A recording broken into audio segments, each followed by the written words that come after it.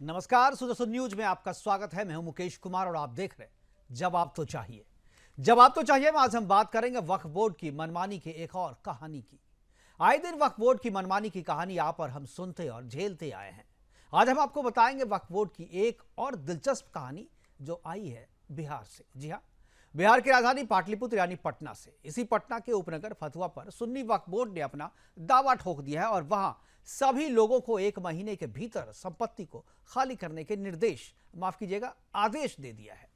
मतलब यह कि फतुहा का हर निजी और सरकारी मकान या भवन, सड़कें, नदी, नाला, जंगल, पहाड़, मंदिर, मठ, गुरुद्वारा, church, railway station, bus station, जो भी जितनी भी कंकर पत्थर, सब के सब वक्फ की संपत्ति अब होगी। फतुहा में 10 पीढ़ियों से रहने वाले लोगों को इस कानून के बारे में कुछ पता नहीं। वो वक्फ बोर्ड को कागजात दिखाने की बात कर रहे हैं, लेकिन शायद उन्हें यह भी नहीं पता कि वक्फ बोर्ड को अपने दावे को पुष्ट करने के लिए किसी कागज को दिखाने की जरूरत भी नहीं है। कांग्रेस नीति यूपीए सरकार ने मुस्लिम तुष्टीकरण की राजनीति में अंधा होकर वक्फ बोर्ड को मनमाने अधिकार दे दिए थे और उसी अधिकार के तहत वक्फ बोर्ड अब कहीं भी दावा करके किसी भी संपत्ति को वक्फ संपत्ति घोषित कर दे रहा है। संपत्ति का मामला सिविल मैटर के तहत आता है, लेकिन वक्फ बोर्ड की संपत्ति का मामला उनके बोर्ड में ही सुनी जाएगी। यह भी कानून बनाया है, जहां कोर्ट भी उनका होगा, दावा भी उन्हीं का होगा, वकील भी उन्हीं का होगा, जज भी उन्हीं का होगा और इतना सब कुछ जब उनका है तो जाहिर है फैसला भी उन्हीं का होगा। यह संशोधन यूपीए सरकार ने 2013 में किया और इतने से भी जब उनका जी नहीं भरा तो 2014 की लोकसभा चुनाव से कुछ दिनों पहले यूपीए सरकार ने दिल्ली की लुटियन जोन सहित 123 संपत्तियों को भी वक्फ संपत्ति घोषित कर दी। यूपीए सरकार के उस फैसले को वापस लेने में मोदी सरकार को 5 साल से ज्यादा का समय लग गया। इस खबर पर चर्चा चल ही रही थी कि तमिलनाडु में 2000 साल पुराने गांव को वक्फ बोर्ड ने अपना दावा ठोक करके उसे अपने हवाले कर लिया। इस गांव में हिंदुओं के 2000 साल से भी ज्यादा प्राचीन मंदिरों की श्रृंखला मौजूद है। उन सभी पर वक्फ बोर्ड ने अपना दावा ठोक दिया है। सरकारें कुछ भी नहीं कर पाई क्योंकि कानून ही ऐसा है। सरकार ने वक्फ कानून में संशोधन कर बोर्ड को असीमित अधिकार दे दिए थे।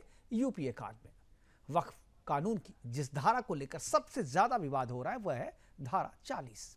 यह धारा बोर्ड को किसी भी संपत्ति, चाहे वो हिंदू की हो या मुस्लिम की हो, सिख की हो, ईसाई की हो, पारसी की हो, जैन का हो, बौद्ध का हो, किसी का भी हो, नॉन मुस्लिम्स की भी हो चाहे मुस्लिम्स की हो, किसी भी संपत्ति को वक्फ संपत्ति घोषित करने का और उसके सर्वे का भी अधिकार दे देती है। और सबसे मजे की बात यह है कि यह सर्वे का खर्चा सरकार को वहन करने को कहते हैं, यानी हमारे और आपके टैक्स के पैसे से उनकी संपत्ति का सर्वे भी होगा।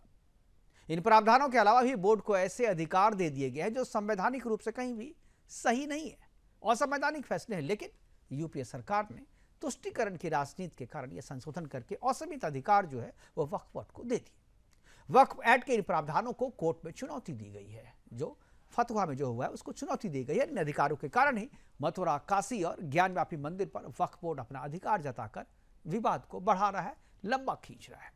वक्फ बोर्ड के इन्हीं विवादित प्रावधानों को संशोधित करने के लिए संसद में वक्फ बोर्ड संशोधन बिल 2024 जो है वो पेश किया था अमित शाह ने। उसके बाद जेपीसी के पास इसे भेज दिया गया है और कल यानी गुरुवार को जेपीसी की पहली बैठक भी होने वाली है। आज अपने प्रोग्राम में हम चर्चा करेंगे कि क्या संसद खत्म कर पाएगी वक्फ बोर्ड की मनमानी, क्या जेपीसी चला पाएगी वक्फ बोर्ड के असीमित अधिकारों पर कैची, क्या बिहार की राजधानी पटना पर हो जाएगा वक्फ बोर्ड का अधिकार, क्या वक्फ की संपत्ति पर मौजूद जो मंदिर है उनको ध्वस्त कर दिया जाएगा। करेंगे चर्चा और चर्चा के लिए हमारे साथ कुछ मेहमान हैं, उनसे आपका हम परिचय करवाएंगे। लेकिन पहले एक छोटी सी रिपोर्ट इस घटना पे, ये जो खबर है कि वक्फ बोर्ड ने दावा ठोक दिया, उस पर हमने एक छोटी सी रिपोर्ट तैयार की है। पहले उस रिपोर्ट को देखते हैं, उसके बाद मेहमानों से परिचय करवाएंगे और फिर चर्चा की शुरुआत करेंगे। तो वक्फ बोर्ड के जो असीमित अधिकार है उससे पूरा देश पीड़ित है और उसी को संशोधित करने के लिए एक जो बिल जो है वो पेश किया गया था लोकसभा में, वो जेपीसी के पास है। कल उसकी पहली बैठक हो रही है। बैठक के बाद क्या फैसला होता है ये तो बाद की बात है, लेकिन अभी जो फैसला आने के पहले एक जो नया दावा ठोक दिया है उस पर आज हम चर्चा करेंगे। और चर्चा को आगे बढ़ाने के लिए हमारे साथ कुछ मेहमान हैं, उनसे मैं आपका परिचय करवा दूं। अरविंद कुमार जी हैं बीजेपी की तरफ से, सरदार रंजीत सिंह हैं प्रदेश सचिव है आरजेडी की तरफ से है, और हाजी नाजिम मुस्लिम स्कॉलर के तौर पर हमारे साथ रहेंगे, और वीएचपी के राष्ट्रीय प्रवक्ता अमितोष पारिक वो हमारे साथ रहेंगे। सभी मेहमानों का स्वागत है। और चर्चा की शुरुआत मैं हाजी नाजिम साहब से करना चाहूँगा, क्योंकि मसला जो है वक्फ बोर्ड का है और इसलिए मुझे लगता है कि शुरुआत जो है हाजी नाजिम जी से करना चाहिए। हाजी, क्या आवाज़ मिल रही है आपको नाजिम? हाजी नाजिम जी, क्या आवाज़ मिल रही है आपको? मैं एक बार सरदार रंजीत जी के पास जाऊंगा, अभी हाजी नाजिम से हमारा संपर्क नहीं हो पाया, धीरे थोड़ी देर के बाद वो जुड़ेंगे। रंजीत सिंह जी, क्या आपको इस खबर के बारे में जानकारी है बिहार के, कि सुन्नी वक्फ बोर्ड ने जो है दावा ठोक दिया है फतवा पे और कहा है कि यहाँ की सारी चीज़ें जो है वो संपत्ति जो है वो वक्फ की प्रॉपर्टी है? जी जी जी जी रंजीत हेलो। जी जी रंजीत जी बोलिए, आवाज़ आ रही है आपकी। देखिए, ये बीजेपी की जो नीति जो है वो बहुत गलत है। हम्म वो अल्पसंख्यक को लड़ाना चाहती है, हिंदू मुस्लिम कभी सिख को लड़ाना चाहती है। वो वक्फ बोर्ड का कानून इसीलिए लाई है कि वो हम लोग आपस में लड़ते हैं, उनकी दुकानदारी चलती रहे। हम्म उनकी नीयत और नीति दोनों की दोनों गलत है। उनकी ना नीयत अच्छी है ना उनकी नीति अच्छी है। आपको आज जब किसान पार्टी, अपना हक। एक मिनट रंजीत सिंह जी, आप जब यहाँ आ रहे थे तो पार्टी से कोई लाइन लिया था क्या, जो इस सब्जेक्ट पे बोलने के लिए जा रहे हैं? पार्टी की लाइन क्या है? नहीं, नहीं, पार्टी के लिए मैं अपनी बात बोल रहा हूँ। कहने का नहीं मतलब नहीं, जो है तब जानकारी तो लेके इनकी सरदार, नीयत। अरे रंजीत सिंह जी, आप जानकारी तो लेके आपका आते ना। ये जो कानून है ये तो कांग्रेस की सरकार ने लाया था ना, अब इसमें बीजेपी का क्या? बीजेपी तो इसे दुरुस्त करने जी, के लिए काम कर कांग्रेस रही की है। सरकार ने कानून जो लाया था, हाँ अल्पसंख्यकों पर विशेष रूप से ध्यान था। कांग्रेस सरकार का जो था हाँ, वो विशेष रूप से ध्यान था, तो इसको निरस्त क्यों किया जा रहा है? नया कानून क्यों लाया जा अरे रहा है बताइए, बीजेपी की सरकार ये में? कानून अगर अल्पसंख्यकों के लिए था तो आपके लिए इस वक्त कानून में, आप भी तो अल्पसंख्यक हैं, तो आपके लिए इस कानून जी में हाँ, क्या था? तो अल्पसंख्यकों को। आपके लिए क्या था, जरा बताएं। एक दो प्रावधान आपके लिए भी होने चाहिए तब इसमें। अरे, अल्पसंख्यक के लिए तो कानून जो था वो सरकार ने दिया था। अल्पसंख्यक को प्रधानमंत्री भी तो सरकार मनमोहन सिंह को बनाया हम्म था। हमें भी तो सारी फैसिलिटियां मिलती थी। कांग्रेस के रीजन में ऐसा थोड़ी बात है, कल कांग्रेस के आपके रीजन में नहीं गुरुद्वारे तो पे, मिलती थी। कल आपके गुरुद्वारे की जमीन पे वक्फ बोर्ड अगर अपना दावा ठोक दे तो आप क्या करेंगे? कैसे दावा ठोक देगा वह बोर्ड? कैसे दावा ठोक देगा? हमारी कैसे नहीं गुरुद्वारे ठोक की भाई? जमीन जो भाई वो सदियों तमिलनाडु से में तो चली है, ठोक उस पर दिया ना, कैसे दावा सर ठोक देगा? तमिलनाडु में ठोक दिया। फतुआ में क्या आपका कोई गुरुद्वारा नहीं है? जी, फतुआ में तो हमारा कोई गुरुद्वारा नहीं है। अच्छा, मंदिर पे अगर ठोक देगा अगर कोई दावा तो क्या करेंगे आप? कैसे सर ठोक देगा? अरे जो ठोक उनकी दिया जमीन है भाई उसी साहब, पर ना दावा। अरे भाई साहब ठोक दिया तो वो- बोले आप ठोक कैसे देगा भाई? पूरा गांव जो है तमिलनाडु का, उसको वक्फ ने दावा ठोक दिया, फतुआ पे पूरा दावा ठोक दिया, अब क्या करेंगे आप? अब तो अगर जो सर फतुआ, उनकी जमीन नहीं उसी पर ना दावा ठोकेंगे, दूसरे की जमीन पर कैसे दावा ठोक देंगे? यही तो बात है, दूसरे की जमीन पे ठोकने का अधिकार कांग्रेस ने दिया ना, इसीलिए ठोक दिया। आपको नहीं सर, जानकारी उसमें नहीं कोई। है अरे आपको। सर। अरे सरदार रंजीत सिंह जी, आप जरा पढ़ के आए, आप टीवी डिबेट में नेशनल चैनल पे बैठे हुए हैं। नहीं जानकारी हो तो बैठना नहीं चाहिए, केवल चेहरा दिखाने के लिए थोड़ी बैठ जाते हैं, पर पार्टी का नाम खराब कीजिएगा आप। पार्टी का स्टैंड क्या है वो तो समझ लीजिए आप। आपको जानकारी नहीं है तो आपको नहीं बोलिए ना, आप कहिए मुझे जानकारी नहीं है, दूसरे लोग हैं वो बोलेंगे। अच्छा ठीक है सर, दूसरे लोग को बोल दे, हमको डिस्कनेक्ट कर दीजिए सर, हाँ ठीक ठीक है। है, प्लीज प्लीज, आप जब कुछ जानकारी नहीं हो तो मत बोलिए। जी अरविंद जी। Okay sir. जी अरविंद जी, क्या है ये पूरा मसला? फतवा को पे दावा ठोक दिया सुन्नी बोर्ड ने, अब लगता है जो आपके घर पे भी दावा ठोकने वाले हैं, कल बीजेपी कार्यालय पे दावा ठोक देंगे, क्या करेंगे आप लोग? देखिए, जो पिछली सरकारें थी और स्वतंत्रता के बाद से वक्फ बोर्ड को जो अधिकार दिए गए थे, मनमाना अधिकार दे दिए गए थे।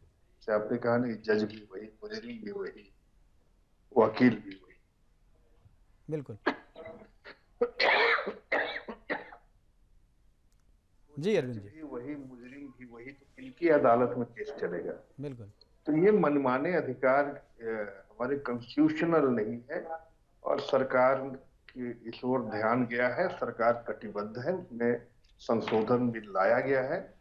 और ऐसे मामले जो वक्फ बोर्ड के डिस्प्यूटेड लैंड से संबंधित है, उसके लिए निश्चित तौर से एक निष्पक्ष बोर्ड का गठन होगा, और उसका अधिकार ऐसे लोग को मिलेगा जो नहीं, जैसे अब वक्फ बोर्ड का है तो वक्फ बोर्ड कहीं भी दावा कर दे। अगर 100 साल से बंदोबस्ती किसी की है, बंदोबस्ती नहीं, वो जमीन उनकी पुश्तैनी जमीन है, और वो देखिए बहुत सारा बिहार में ऐसे लैंड है जो पुश्तैनी है, लेकिन रजिस्टर में कहीं गलती से नहीं चढ़ा हुआ है, बंटवारा हो गया, सेल हो गया, म्यूटेशन हो गया, उसके बाद भी अगर जो ब्लॉक का रजिस्टर नहीं है, इसका मतलब अगर उस पर कोई दावा कर देगा और उसका निर्णय भी वही करेगा, तो ये तो दुर्भाग्यपूर्ण है। इसलिए वक्फ बोर्ड के अधिकार को पुनः व्याख्या करना जरूरी है, पुनः परिभाषित करना जरूरी है। और ये तभी एक नैसर्गिक न्याय मिल पाएगी कि मनमाने तरीके से जो अभी तक वो करते आए हैं, वक्फ बोर्ड की जमीन, देखिए एक तो जो अभी तक सरकार जो 60-65 साल में जितनी रेलवे की संपत्ति नहीं है पूरे हिंदुस्तान में, उससे ज्यादा वक्फ बोर्ड की संपत्ति है। बिल्कुल, पाकिस्तान की बोर्ड पूरी को जमीन आप ले लें, उससे ज्यादा संपत्ति इनके पास है, यानी एक ज्यादा दूसरा संपत्ति पाकिस्तान जो है और आपके भारत में है। और बिल्कुल। देखिए यही यही हिंदुस्तान के गरीबी और जो अल्पसंख्यक आज भी हाशिए पर है, आज भी दो तीन आज भी पंक्चर बनाने की स्थिति में है, वो क्यों है? वक्फ बोर्ड की संपत्ति पर कुछ लोगों ने अधिकार बनाकर उसको लूटने का काम किया है और अपनी संपत्ति हड़पने का काम किया है, उसको किसी तरह किसी को कौने पौने भाव में लीज पे दे देना और उससे करोड़ों की संपत्ति अर्जित करना और फिर दूसरे के अरबियन कंट्री में जाके इन्वेस्ट करना, ऐसे बहुत सारे मामले हैं। और बहुत सारी जो वक्फ बोर्ड की संपत्ति पर अवैध कब्जा बनाकर वो अपना बड़ी बड़ी वो देखिए वो तो डिफरेंट अलग मामला है कि वक्फ बोर्ड पे जो है अपनी चीजें जो है वो गलत तरीके से संपत्ति का मिसमैनेजमेंट कर रहा है, वो अलग वही मैं आ रहा हूँ। तो वैसे इनकी फितरत वक्फ बोर्ड की कारगुजारियों का एक फेहरिस्त है। बिल्कुल। तो ये तो प्रश्न उठेगा ना। अब आप फतुहा की जमीन, जहां पुश्तैनी जमीन है, जहां मंदिर बसे हुए हैं, गुरुद्वारे बसे हुए हैं, और वो आज से नहीं, वो सैकड़ों वर्ष से रह रहे हैं, और आज वक्फ बोर्ड कहे कि ये जमीन मेरी है, मेरी अदालत में ही केस चलेगी, निर्णय हम ही देंगे और फिर उस पर आदेश हम ही निर्गत करेंगे, ये तो संभव नहीं है। देखिए इससे डिस्प्यूट बढ़ेगा और इस तरह की चीजों पर रोक लगनी चाहिए। बिल्कुल और संभव तो नहीं है, बिल्कुल सही है, लेकिन 10 से अविलंब संशोधन बिल जो ज्वाइंट पार्लियामेंट कमेटी में गई है, संशोधन बिल अविलंब लाकर ये निष्पक्ष जांच की व्यवस्था अविलंब की जाए, और नहीं तो इन लोगों की जो मंशा है वो ठीक नहीं है। वो देश में एक राजनीतिक विद्वेष फैलाना, धार्मिक विद्वेष फैलाना, धार्मिक कट्टर कुछ लोग हैं, वो लोग चाहते हैं कि दंगे हो, फसाद हो, इस तरह की माहौल कायम करना। इसलिए सरकार को बड़ा सजग रहनी पड़ेगी। और हम तो कहते हैं कि अविलंब संशोधन करके जो बिल आया है उसको एक्ट बनाकर और उसके तहत वैसे भी जो भी डिस्प्यूटेड लैंड हो उसकी एक निष्पक्ष एजेंसी से जांच हो, वक्फ बोर्ड से नहीं होनी चाहिए। जी, वक्फ बोर्ड को जो अधिकार दिए गए 10 साल से उस अधिकार को हम लोग झेलते आ रहे हैं, और खासतौर पे 2013 में जो अमेंडमेंट हुआ और उसके बाद 2014 में दिल्ली की 127 संपत्ति को जो है वक्फ घोषित कर दिया गया था। हालांकि उस फैसले को सरकार ने, मोदी सरकार ने 5 से 6 साल लगे उन सरकार को फैसले को वापस ले लिया। लेकिन अभी जो मूल जो मुद्दा है, संशोधन तो जब होगा लेकिन नीयत का मुद्दा है। अब देखिए जब संशोधन के लिए जेपीसी के पास जो है बिल गया हुआ है, तो वक्फ बोर्ड को जब इतने दिन तक आपने नहीं किया तो कुछ दिन और रुक जाते आप। लेकिन अभी जो है उस संशोधन के आने के बीच में उन्होंने दावा ठोक दिया है। मुझे लग रहा है कि ये तो अभी हमारे पास खबर आई है जो फतवा में, मुझे लगता है कि देश के और भी बहुत सारे ऐसे हिस्से होंगे जहां पर वक्फ बोर्ड जो है अपना दावा ठोक दिया होगा, और अभी हमको और आपको हो सकता है नहीं पता हो, बाद में ये चीजें जो है निकल करके सामने आएगी। मुझे लग रहा है कि इनकी नीयत पे भी सवाल जो है खड़ा होता है। मेरे साथ अमितोष जुड़े हुए हैं।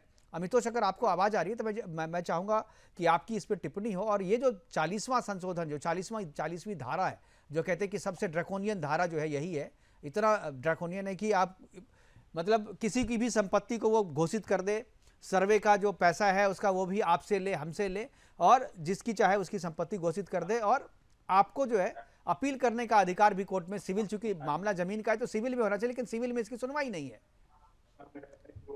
अमितोष मुकेश जी, हाँ मुकेश जी, मेरे को लगता है कि ये कानूनी लड़ाई है और इसको कानून की तरह से ही समझाने का अगर मुझे मौका मिला आपके माध्यम से तो मैं बहुत धन्यवाद करता हूँ जी।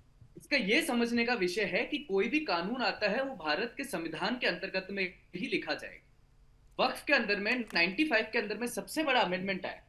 उस अमेंडमेंट के अंदर में ये कर दिया गया कि section 3 clause R of Waqf act 1995, जो कि पूर्व में एक ये कहता था कोई भी व्यक्ति अपनी प्रॉपर्टी को डेडिकेट कर रहा है, मुकेश जी, बिल्कुल, स्टेटमेंट क्या है, अल्लाह के नाम पे चैरिटेबल पर्पस के लिए, बिल्कुल, उसमें लिखा था बाय पर्सन प्रोफेसिंग इस्लाम।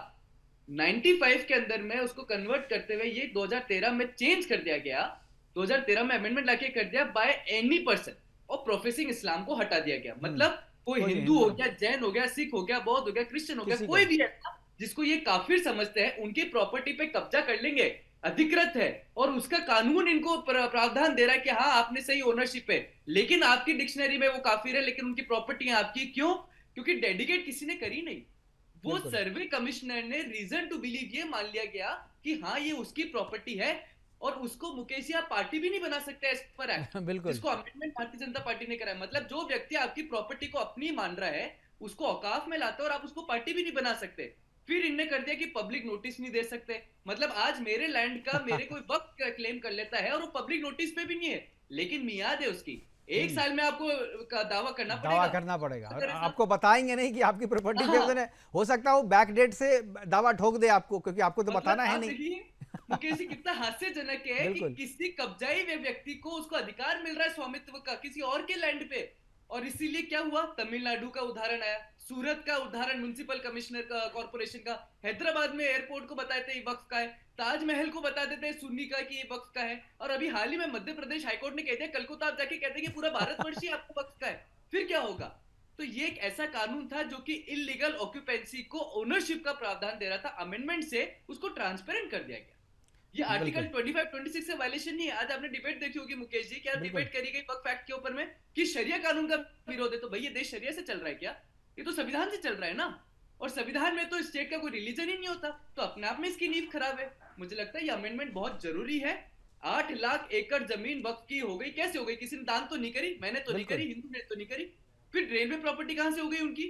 तो ये अधिकृत है, इसको खत्म करा जाएगा। 123 प्रॉपर्टी की लड़ाई विश्व हिंदू परिषद ने लड़ी थी, आपके माध्यम से बताया कि कैसे वापस से सरकार की हुई। मुझे लगता है कि वापस से सर्वे होगा और अमेंडमेंट को लाके देश की प्रॉपर्टी जो सरकार की उनको सरकार को दी जाए। नहीं, इसमें तो ये जो प्रावधान है कि नॉन मुस्लिम के भी ले सकते हैं, इसको हटाना चाहिए भाई। आप अल्लाह को जो दान करना है आप लीजिए ना, मुस्लिम से लीजिए, अब नॉन मुस्लिम को उसमें क्यों आप जबरदस्ती वो कर रहे हैं? उसमें लिखता है by person professing Islam at least for 5 years. हाँ, तो ये तो करना ही है ना भाई। मेरे लिए, मेरे मंदिर की तो प्रॉपर्टी मेरे लिए है, मैं तो दान कर नहीं रहा आपके लिए, पर आप आके बोल रहे तो वक्फ की है। कहां से हो गई? जो मजहबी देश के अंदर में तलवारों के दम पर आया है, उसको किसने प्रॉपर्टी डेडिकेट कर दी थी भाई? आपने खुद ही ने जाके बता दिया हमारी प्रॉपर्टी है। हैदराबाद के एयरपोर्ट को बता दिया ओवैसी ने कि भाई ये तो वक्फी प्रॉपर्टी पे बना है। अंबानी के घर को बता दिया वक्फी प्रॉपर्टी बना है। हाईकोर्ट को खुद को केस लड़ना पड़ गया। मुकेश जी बोलते हैं उसमें एक प्रावधान ये भी है कि बाय यूज, अगर आप वो यूज कर रहे हैं, आपके पास पेपर नहीं है, तो अगर आप यूज कर रहे हैं तो उस हिसाब से, जैसे ईदगाह मैदान वाला जो मसला आया था बेंगलुरु वाला, ईदगाह मैदान में यही था कि आप दशहरा नहीं मना सके कि भाई वक्फ प्रॉपर्टी, क्योंकि बाय यूज के लिए पेपर आपके पास है नहीं, लेकिन बाय यूज हमारा है तो हम कर रहे हैं उसका। हाजी नाजिम जी, हाजी नाजिम सुन रहे हैं बड़े ध्यान से और बहुत देर से जुड़े हैं। हाजी नाजिम, क्या आप कहेंगे ये जो कानून है वक्फ का? सबसे पहले बताइए, जो फतवा वाला मसला जो है कि आप फतवा पे, मतलब बिहार की राजधानी वक्फ बोर्ड के अंदर रहेगी? हाँ मुकेश जी, देखिए जिस तरीके से बात चल रही थी वक्फ बोर्ड की, तो सबसे पहले तो मैं ये कहना, फोन अपना काट ले, आपका फोन रिंग कर रहा है। हाजी नाजिम जी बोलिए अब। हाँ मेरी आवाज सुन पा रहे हैं? आ रही जी। हाँ, मैं ये कह रहा हूँ, देखिए मुकेश जी, सबसे पहले मैं ये कहना चाहता हूँ कि मुल्क जो है संविधान से चलता है और इंशाल्लाह हमेशा संविधान से चलेगा। ये यहाँ पे जो भी शरिया वाली बात आई थी, मैं अमितोष भाई को बता दूं कि ये जो शरिया के नाम पर जो ये बार बार है ना संविधान को कमजोर करने की बात करते हैं, ये ऐसे ही लोग हैं। लेकिन हाजी नाजिम जैसे लोग चाहते हैं कि संविधान मजबूत रहे, क्योंकि ये मुल्क संविधान से चलता है। ठीक है हाजी साहब, मैं आपको रोकना चाहूंगा। वक्फ बोर्ड किसी भी संपत्ति को अपनी संपत्ति घोषित कर दे रहा है, इसी के तहत जो है फतवा, यानी पटना जिले जो कि राजधानी है बिहार का, उसको वक्फ प्रॉपर्टी घोषित कर दिया। इसी पे चर्चा कर रहे हैं। चारों मेहमान हमारे साथ जुड़े हुए हैं और एक बार फिर से हाजी नाजिम के पास जाएंगे अपनी बात पूरी करने के लिए। हाजी, आप अपनी बात पूरी कर सकते हैं, आवाज आ रही है तो। हाँ मुकेश जी, देखिए, और आपको कहता हूँ कि जी हाँ, मैं ये कह रहा हूँ कि जिस तरीके से वक्फ बोर्ड की जमीन की बातें तो करी जा रही है, लेकिन ये बता दी 13,000 एकड़ जो जमीन थी सेना की अयोध्या के अंदर, वो किसको दे दी गई है पूरे भारत को पता। लेकिन क्या है, सिर्फ और सिर्फ वक्फ बोर्ड की जमीनों पे सबकी नजर है। सबकी नजर इसलिए है कि किसी भी तरीके से मुसलमानों की जो जमीन है, जो मुसलमानों ने वक्फ कर दी है, उन जमीनों पे सरकार कब्जा कर ले। तो मैं ये बता दूं, ये मुल्क संविधान से चलता है और ये संवैधानिक अधिकार है हम लोगों से, हमारी जमीन है, जो वक्त की है वो कोई नहीं ले सकता, क्योंकि देखिए जब भारत का जब पार्टीशन हुआ था तो जो मुसलमान लोग थे जो पाकिस्तान में चले गए, उनकी जमीनें या भारत के अंदर जो है वो भी वक्फ बोर्ड के नाम है। और जिस तरीके से बार बार तुम्हें बताएं कि अभी अमितोष भाई एक बात कह रहे थे कि मद्रास हाई कोर्ट को भी केस सुप्रीम कोर्ट की बात कर रहे हैं। हाँ नहीं, पहले इन्होंने मद्रास हाई कोर्ट के किया था, हो सकता है कि सुप्रीम कोर्ट का नाम दोबारा सुन लेना। हाँ, तो मैं ये कहता हूँ कि देखिए मुकेश जी, हम लोगों ने कभी भी किसी की जमीन पे आज तक किसी के पे ये नहीं कहा कि ये जमीन हमारी। आज तक हमने कभी सुदर्शन न्यूज की जमीन पे कभी कब्जा करके बताया कि ये दूर नहीं है सर, इतनी औकात तो नहीं है सर आपकी, आप यहाँ कर दो। हाँ नहीं मुकेश जी, हाँ, हम औकात पर ये कैसे कह दिया सुदर्शन न्यूज पे आप ये कर लोगे, दावा भी नहीं ठोक सकते आप।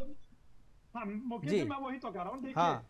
देखिए हम लोगों की औकात क्या पूरी दुनिया को पता है, क्योंकि देखिए भारत के हम लोगों की पता होनी चाहिए, मैं वही कह रहा हूँ, पता होनी चाहिए जो औकात क्या है, बिल्कुल पता होनी चाहिए। जी आगे बढ़े। बड़ी अच्छी है। हाँ आगे बढ़े। मैं दूसरी बात ये कहता हूँ कि जिस तरीके से वक्फ बोर्ड के नाम पर ये कहा जा रहा है कि ये जमीन पे कहीं पे भी जमीन पे बता देते हैं, ये सब इस तरीके का नहीं है। जहाँ हमारी अपनी जमीन है वहीं पे हम अपने बताते हैं कि हमारी जमीन है। अगर आपको याद हो कि केंद्र सरकार ने खुद 123 संपत्ति पे बताया था वक्फ बोर्ड को। अरे सुन लीजिए, आप दूसरे सरदार रंजीत सिंह जैसे लग रहे हैं आप, मुझे आपको भी लगता है जानकारी नहीं, बिल्कुल नहीं पढ़ के आते हो क्या? बिल्कुल ठीक है। अब हमारे सैफ अली साहब जुड़ गए। नहीं ठीक है, सैफ अली जी हमारे साथ इस बीच में जुड़ गए, आरजेडी के नेता है। सैफ अली साहब, अगर आपको आवाज़ आ रही थी जरा बताएं कि ये पटना के जो फतवा जो है उसको वक्फ प्रॉपर्टी घोषित कर दी गई है, और जिस अधिकार के तहत, जिस कानून के तहत किया गया है, वो कानून जब बना था तो आप सरकार में थे वहाँ पे। क्या आपको लगता है कि यह जो कानून है, सैफ क्या आपको आवाज़ मिल रही है मेरी? सैफ अली, क्या आपको आवाज़ मिल रही है?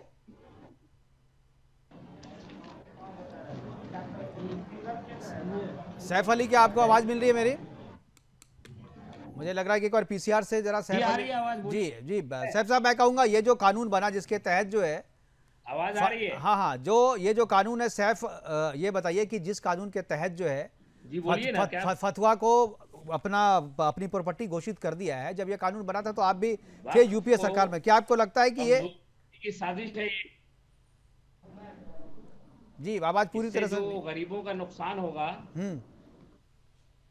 जो लोग बाहुबली हैं, पूंजीपति हैं, जिन लोगों ने वक्फ की जमीन को किसी तरह बिना किसी कागजी सबूत के कब्जा, उन लोगों को आप मदद पहुंचाने की कोशिश हो रही है।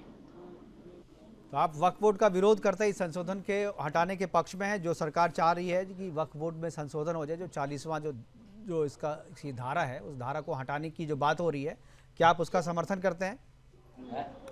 आरजेडी, आप सैफ अली साहब, आप या तो 2 मिनट इधर देख लें या पीछे ही देख लें, चर्चा कर रहे हैं, आप चर्चा में बात करें ना, आप पीछे भी आप इधर उधर देख रहे हैं। हाँ बोलिए ना, सुन रहा हूं मैं। जी मैं कह रहा हूँ कि ये जो 40वीं धारा है वक्फ बोर्ड की, जिसको संशोधन करने की बात हो रही है, जिस पे इतना हंगामा हो रहा है, मैं चाहूँगा कि उसके बारे में आप बताएं कि क्या आपकी पार्टी जो है उसको हटाने, संशोधन जो अभी जेपीसी के पास गया है, उसका समर्थन करेगी?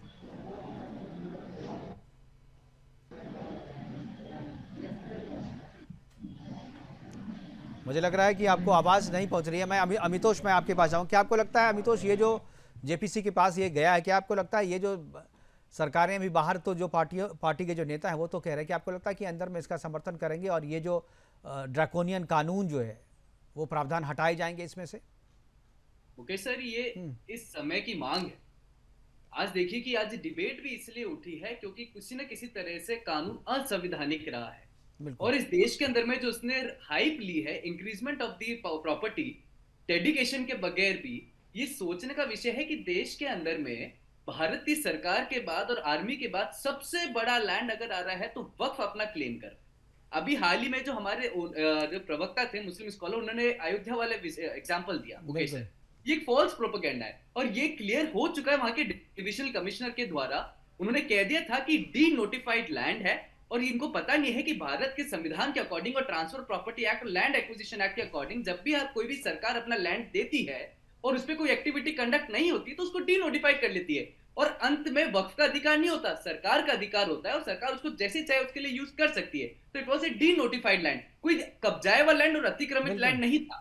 लेकिन वक्फ के अंदर में क्या हो रहा है, अभी इन्होंने कहा भारत का देश संविधान से चलता है, हम संविधान को मानते हैं, तो साहब ये तो Kolachi Ram Reddy versus state of Rajasthan में क्लियर हो गया था, mere notification will not allowed a वक्फ प्रॉपर्टी। ये तो सुप्रीम कोर्ट का जिंदल स्टील लिमिटेड केस में हो गया था कि भाई जाके आप उसको वक्फ प्रॉपर्टी क्लेम नहीं कर सकते। ये तो धरना राम वर्सेस स्टेट के अंदर में पीआईएल ने राजस्थान हाईकोर्ट ने भी कर दिया था कि कब्रिस्तानों को जो आप नहीं मानते उनको लैंड वक्फ का क्लेम कर लिया, तो वापिस से सरकार को दिया गया। तो मतलब कानून, जुडिशरी रेगुलरली एडुकेटेड कर रही है कि वक्फ अतिक्रमित लैंड जो है उनको छुड़ाने का प्रयास करे, और वही तो सरकार ने अपने माध्यम से करा है अमेंडमेंट लाके। बिल्कुल, वक्फ को तो खत्म नहीं करा ना, संशोधन करा है, और संशोधन वही होना चाहिए हिंदुओं के लिए। तो हाँ, हालांकि संशोधन अभी हुआ नहीं है। हम लोग चाह रहे हैं कि संशोधन हो जाए, जेपीसी में है। मुझे लग रहा है कि संशोधन होने में केवल ये मसला नहीं है कि केवल लैंड को वो एक्वायर कर रहे हैं या जबरदस्ती कब्जा कर रहे हैं, ये इससे काशी मथुरा से जुड़ा हुआ ये मसला, ज्ञान व्यापी से जुड़ा हुआ मसला, क्योंकि उसमें जो डिस्प्यूट है वो तो वक्फ की तरफ से ही किया गया है ना। तो अगर ये मसला संशोधन हो जाता है तो मुझे लग रहा है कि जो ज्ञान व्यापी में जो मसला चल रहा है, जो काशी मथुरा में चल रहा है, इसका भी समाधान हो जाएगा। अरविंद जी, क्या आपको लगता है कि ये इस माध्यम से रास्ता भी निकल सकता है? देखिए, सुप्रीम कोर्ट का मेरी जानकारी में जजमेंट भी है कि 12 साल तक कॉमन 12 साल तक अगर किसी के पीसफुल पोजीशन में लैंड है तो ये उसका माना जाएगा। पर ये तो बड़ा आश्चर्य है कि जब भी किसी की जमीन हो, अगर कोई क्लेमेंट नहीं हो, गैर मुजद्दुआ हो, या किसी का जमीन है वो कहीं बाहर रह रहा है और वक्फ बोर्ड उस पर दावा कर दे, ये संभव नहीं। इस तरह होते आया है। तो जो होते आया है, अगर उसकी सर्वे जब शुरू हो गया है तो सर्वे में बहुत सारे ऐसे नहीं अरविंद जी, मुझे लगता है कि आपको इसके लेटेस्ट जो प्रावधान जो 13 अमेंडमेंट किए हैं उसके बारे में पता नहीं है। उस अमेंडमेंट के हिसाब से आपके घर पे भी वो दावा कर सकते हैं, और उसके बाद आपको साबित करना पड़ेगा उनके यहाँ जाकर के जी कि ये आपका लैंड नहीं है, मेरा है। वे उन्हें साबित नहीं, वो तो सिर्फ दावा ठोकेंगे, और आपको उनके कोर्ट में जाना पड़ेगा और आपको दिखाना होगा कागज कि ये आपका है, नहीं है, मेरा है। अगर वो संतुष्ट होंगे तब तो ठीक, आप ही का है, अगर नहीं होंगे तो आपको देना पड़ेगा। ऐसी बहुत सारी प्रॉपर्टी कब्जा करके रखा है उन्होंने। मुकेश भाई, बिहार में एक दूसरा गवर्नमेंट भी सर्वे जमीन का शुरू कर चुका है। तो ये सर्वे भी आज 20 तारीख से ही नहीं वो सर्वे तो ठीक है, वो सर्वे मैं जान रहा हूँ उसके बारे में, वो सर्वे तो ठीक है, लेकिन सरकार को भी इसमें हस्तक्षेप करने का अधिकार नहीं है उस कानून के हिसाब से। अगर वक्फ बोर्ड डीएम और एसपी को कहती है कि ये वक्फ लैंड है, इसको खाली करा करके मुझे पोजीशन दीजिए, तो उन्हें कानूनन देना पड़ेगा।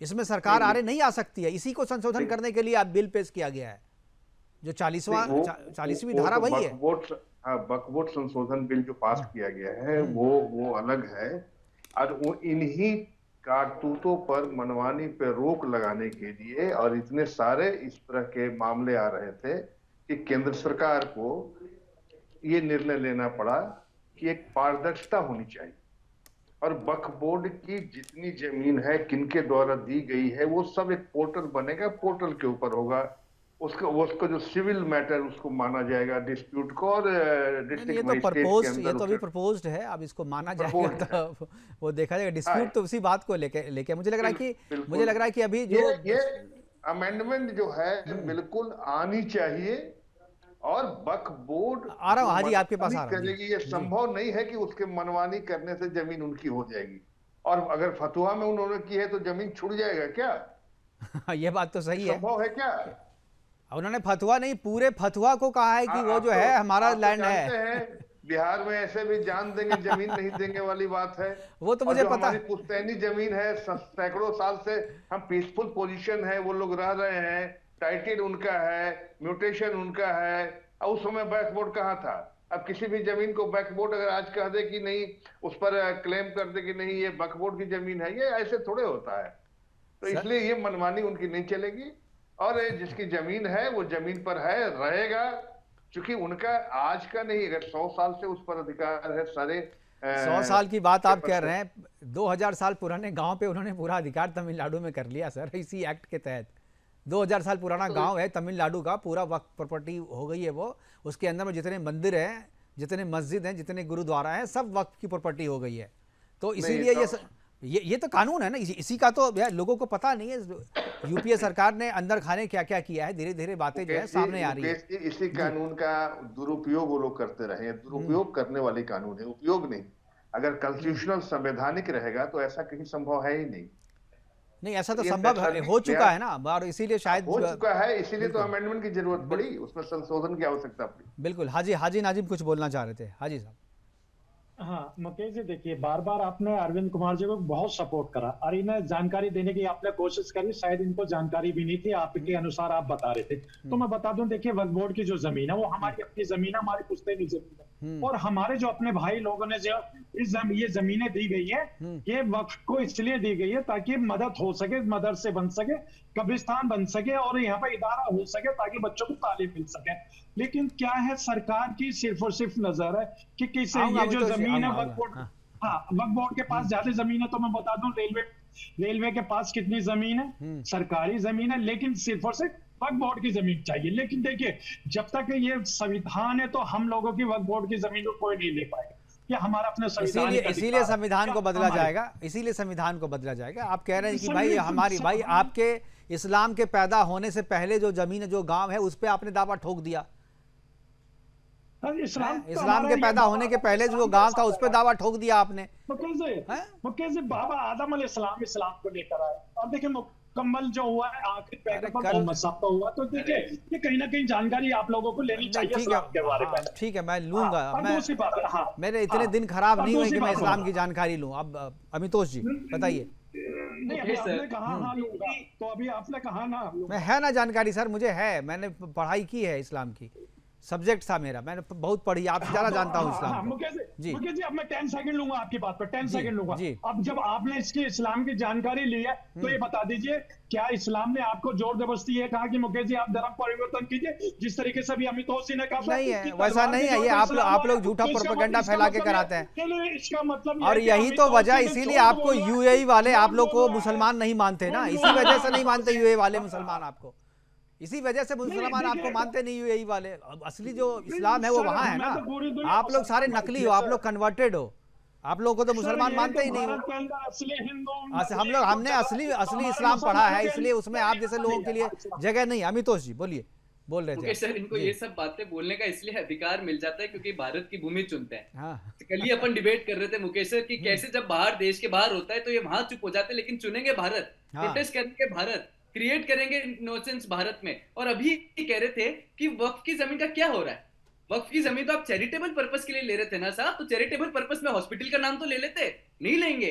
ये लेंगे मदरसे का नाम, मस्जिद का नाम, और क्या बोलेंगे हमारे भाइयों ने दिए। तो भेंट द्वारका कौन से भाई ने दे दी थी आपको? 2 टापू, 2 आइलैंड भेंट द्वारका के अंदर में वक्फ ने क्लेम करे थे मुकेश सर, बिल्कुल, कौन से भाई ने दे दी थी? तो ये साफ तौर से एक ऐसा कानून है जो कि, अच्छा इनको तो ये भी नहीं पता होगा पहला वक्फ कब हुआ था। ये बड़े बहुत इस्लामिक स्कॉलर बनते हैं, इनको पता भी नहीं वक्फ कब हुआ था। मैं बताता हूँ, आपकी जानकारी में आगे काम आएगी। पहला वक्फ जो हुआ था वो वक्फ कानून आया था, मोहम्मद गौरी ने सुल्तान में जामा मस्जिद को 2 लैंड डेडिकेट करे थे। ये कोई बाद में नहीं है, मोहम्मद गौरी कब आया था साहब?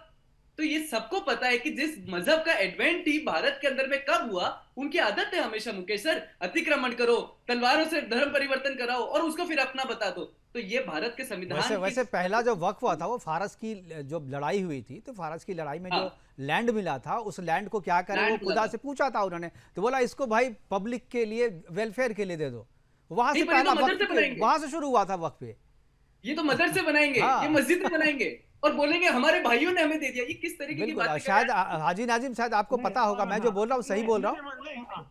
देखिए अमित, क्या नाम है मुकेश जी, देखिए हाँ देखिए मैं बताता हूँ, वक्त की आपने जानकारी दी, उस वक्त क्या था, संविधान नहीं था। अच्छा। आज संविधान है, सुन लीजिए, आज जब संविधान है तो मुल्क तो संविधान से चलेगा।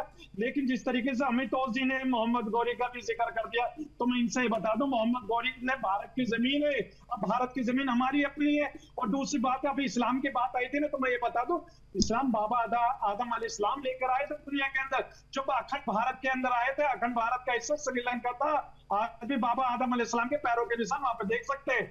और दूसरी बात ये, बार बार जमीन की बात आ रही है वक्फ बोर्ड की, तो मैं ये कहता हूँ, ये जमीन है भारत की, जो जब वक्फ बोर्ड के, ये हमारी अपनी जमीन है। कि हम लोगों के ऊपर वक्त खर्च करेगा कि वहां पर इदारे बनने, वहां पर वहां पर मस्जिद बननी, वहां कब्रिस्तान बनना, और वहां मस्जिदों में टेरिस एक्टिविटी चलाएं। अरे ये काम आप लोगों का, ये काम आप लोगों का। अरे सर, ये तो सबको पता है कि किस तरह से पीएफआई और टेरिस एक्टिविटी मस्जिदों से आई थी। सुन लीजिए, हम मस्जिदों से हमेशा अमन और सुकून की दुआएं होती है। हाँ, जैसे कश्मीर पंडित के समय पे आप लोगों ने क्या मस्जिदों से करा था, लाउड स्पीकर पे, सबको पता है। मणिपुर में मणिपुर में आप लोग क्या कर रहे हैं? अगर हाजी मणिपुर अब कहाँ से आ गया इसमें साहब? अगर सुन लीजिए, मणिपुर भारत का हिस्सा है। अभी जब आप से हाँ, तो हम तो मानते ही हैं। मैं जब भी देखता हूँ डिबेट में जब आप मणिपुर के लेता है, नहीं, आप बीच में एक बार जुड़ ही जाते हैं। सैफ अली, अगर आपको आवाज आ रही है तो मैं चाहूंगा जो इस कानून के बारे में जरा आप बताएं कि जब ये संशोधन हुआ था तो आप सरकार में थे, यूपीए की सरकार में। हाँ, तो ये जब संशोधन हुआ था तो मैं जान रहा हूँ 1923 का एक वक्फ एक्ट था। देन उसको 1995 में वहाँ कुछ ऐसी कंडीशन आई जो लोगों ने देखा वक्फ की जायदाद पे, जो भी है उसके वक्त की जायदाद के अगल बगल रहने वाले, वो हिंदू हो, मुसलमान हो, सिख हो, ईसाई हो, अपनी दीवार को 2 हाथ 4 हाथ हर नस्ल उनकी 2-4 फीट बढ़ते बढ़ते आधे आधे वक्त की जमीनों को इन लोगों ने कब्जा कर लिया। जो भी वहां पे हुआ, मैंने कहा था सिर्फ मुसलमानों ने किया, हिंदुओं ने किया, लेकिन वो कब्जाधारी आज सरकार के इसमें जा रहे हैं। और वो 1995 का जो वो है, उसको वो एक नया अमेंडमेंट बिल आया है, उसको कह रहे हैं this is for empowerment and the development of वक्फ है, but it is not empowerment, it is only protect the who is the land grabber, who land जिसने लैंड कब्जा किया हुआ वक्त के डिफरेंट एरिया, उनको प्रोटेक्ट करने की कोशिश। ये कहा गया वक्त को अपनी जायदाद को प्रूफ करना होगा कि हमारी जायदाद। बिल्कुल, हम तो अपने दादा नाना की जायदाद को आज तक देखने नहीं गए, उसकी रसीद कौन कटाता है, मालगुजारी कौन दे रहा है वहां पे।